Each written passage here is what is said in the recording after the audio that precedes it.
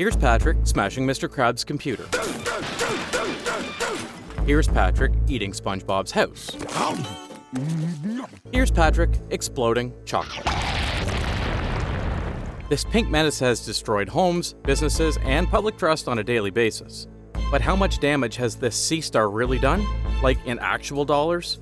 Could this dumbassery bankrupt an entire underwater city? Let's find out. Sometimes Patrick is weirdly insightful. Sometimes he's just weird. But other times, all it takes is one sound to flip his brain into full destruction mode. That's the trigger. Whenever Patrick hears a bell, something inside him snaps. He doesn't just flinch, he completely loses control, like he's hardwired to enter a Hulk rage the second that sound hits. He rolls around crying like a baby while making a scene, simply because Mr. Krabs rings his patty bell.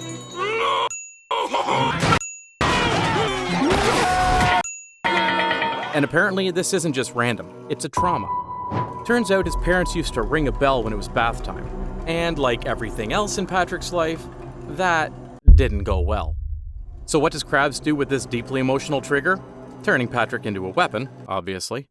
He enters Patrick into a fighting competition using the bell to send him into a rage mode and win a cash prize. And somehow it works. Patrick wins the whole thing. Krabs walks away with $1 million payday. We're actually counting profit now. I'm honestly surprised that the fight didn't go into a blow-up-everything kind of scenario. But the profit won't last long, because all it takes for him to go feral again is a...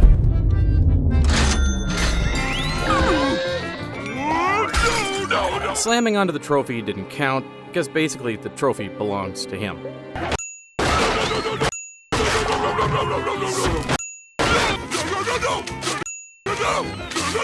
He goes into rampages once again at the end, but we didn't really see him doing that. But it is safe to say that he destroyed the whole interior of the Krusty Krab. Just like that, the Krusty Krab is back to square one. Or worse. Well, that one could be worse. They were lucky feral Patrick wasn't unleashed into Bikini Bottom. I'm even surprised the writer didn't push out the jokes into a larger scale. That's something you'd totally expect from this show. So the rough damage total comes to $4,280. One bell, one tantrum, enough to put Krusty Krab out of business. And we're just getting started. Now, if you think Patrick only breaks things when he's mad, you haven't seen him hungry. Patrick's relationship with food is complicated. He's not just hungry, he's perpetually hungry. Like the kind of hunger that turns a mailbox into a snack, or someone's arm, or the sponge next to him. But sometimes he just eats actual food, like Krabby Patties. Only this time he doesn't have any money to pay for it. I don't have any money.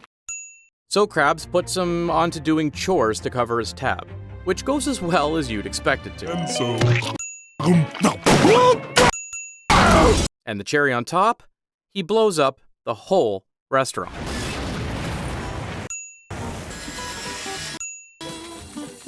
He causes more damage in 10 minutes than a year of Krabby Patty sales could ever cover. Patrick is jobless for a good reason, all right.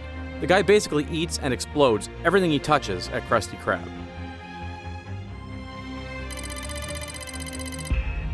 You gotta hand it to Mr. Krabs. He might be the greediest crab alive, but even he can't compete with Patrick when it comes to accidental financial devastation.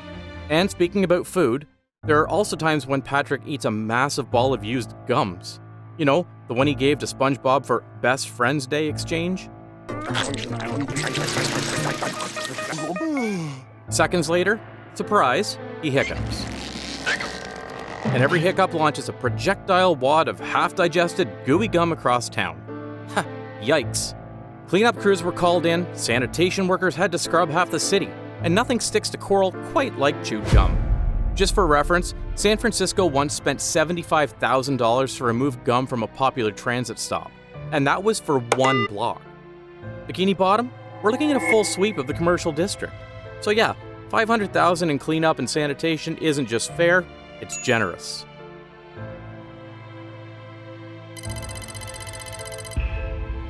This one is definitely disgusting and not the most hygienic thing the Sea Star has done.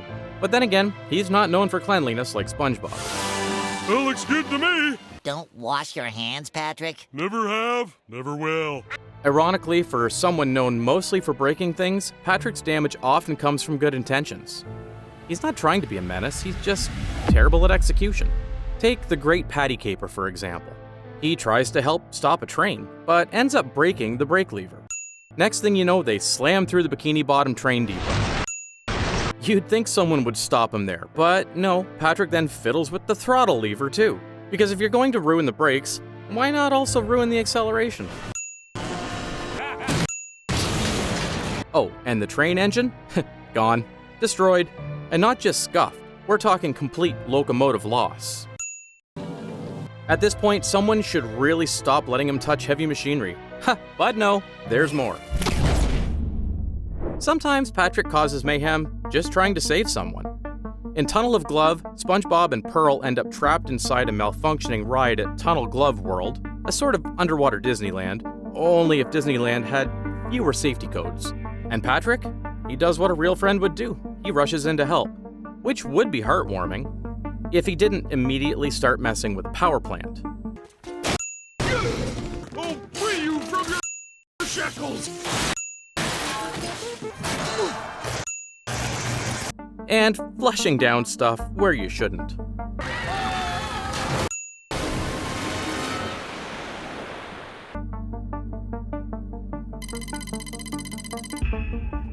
Again, his heart's in the right place. His hands are not. And if you think the damage maxes out with theme parks or trains, let's give him spy gear. You'd think Mr. Krabs, after years of watching Patrick destroy his restaurant, would stop trusting him with anything sharp, flammable, or remotely important. But in Spy Buddies, Krabs decides it's a good idea to recruit SpongeBob and Patrick as secret agents to spy on Plankton. I was just gonna ask if someone could spy on Plankton. Hooray! We're spy buddies! Of course, things didn't go smoothly.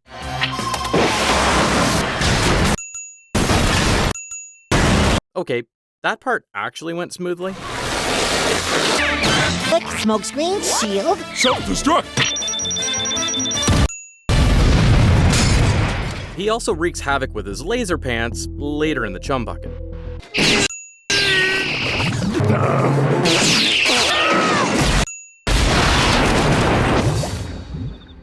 And because that wasn't enough, Plankton retaliates. This escalates into an all-out war with Mr. Krabs.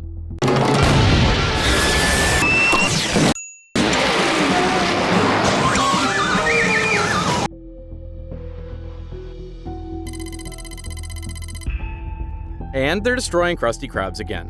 What a surprise. Why would Krabs keep letting him do stupid stuff around the Krusty Krab, though? This guy should have been banned from your restaurant a long time ago. Well, turns out it's all a bet with Plankton. So Krabs gets some money in return. Is it worth the price of the destruction, though? All Plankton gave you was $1. But Patrick playing with random stuff didn't even come close to the most destructive thing he ever did in Bikini Bottom. One time he destroyed half of the city just to feed his ego. It all starts with a simple act of heroism. Patrick saves SpongeBob from choking, not by calling for help, not with first aid, no, he straight up punches the food out of him. And as a reward, SpongeBob agrees to teach him one karate move. One, which is nuts.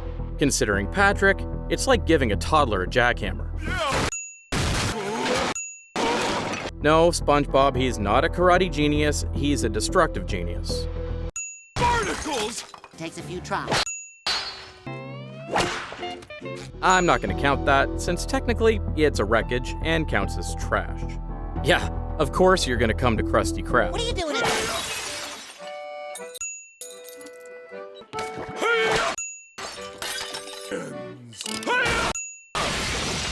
Someone gotta stop him now before he roams around Bikini Bottom, right? SpongeBob, shouldn't you do something? It's your fault after all.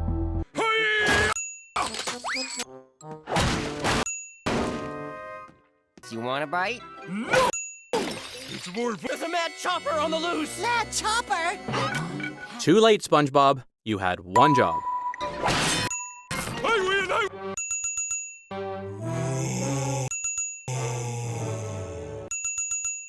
More karate chops!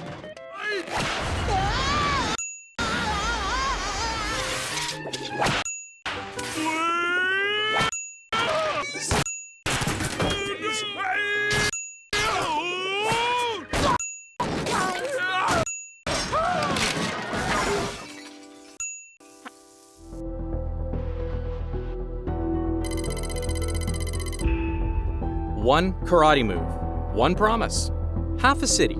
And for the final nail in the coffin, Patrick had a fair share of destroying Bikini Bottom.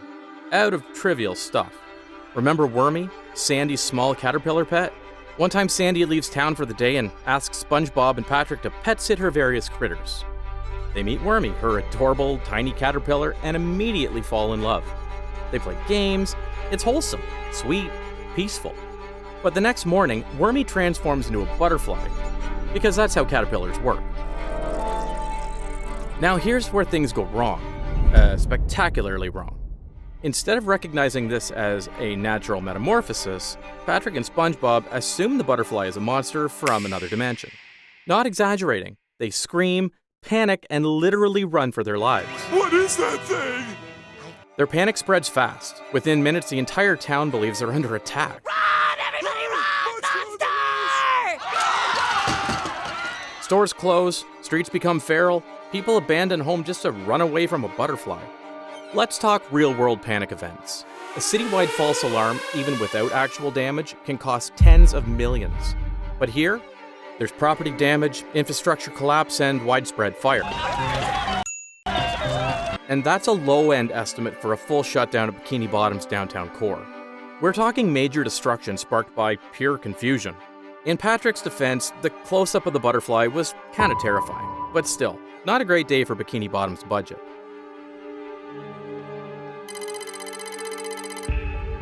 And finally, who could forget the legend of the Drain Clog? Every town has urban legends.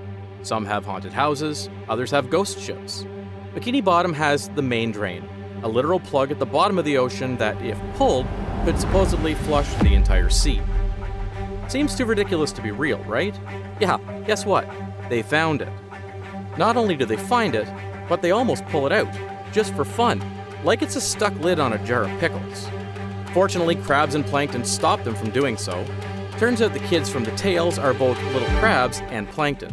They lied so SpongeBob and Patrick would have stopped looking for them and repeating the same mistakes. They both understood the situation and stopped playing with the drains. All ends well. Haha, just kidding. Patrick pulls up the drain clog on accident, flushing away the whole Bikini Bottom. This isn't just a citywide event anymore. This is an oceanic emergency. Something like a massive sinkhole and infrastructure collapse on the scale of a natural disaster. What does it cost to repair and restore Bikini Bottom after a near-drain event? I'll just add another $300 million to the bill. And that's if the world doesn't stay drained. That's over $423 million in destruction. Just from trying to help, or play, or eat gum. Not because he's evil, not because he wants to break stuff, but because Patrick Star has the decision-making power of a sea urchin and the raw strength of a small bulldozer. And yet, he's still SpongeBob's best friend. He's still welcome at the Krusty Krab. Maybe friendship really is priceless. But he is definitely the downfall of Bikini Bottom. Speaking about downfall, Bikini Bottom isn't the only ones having that problem. In fact, some of the characters have the same troubles. I'll talk about that next time in the downfall of modern SpongeBob characters. See you there, kids!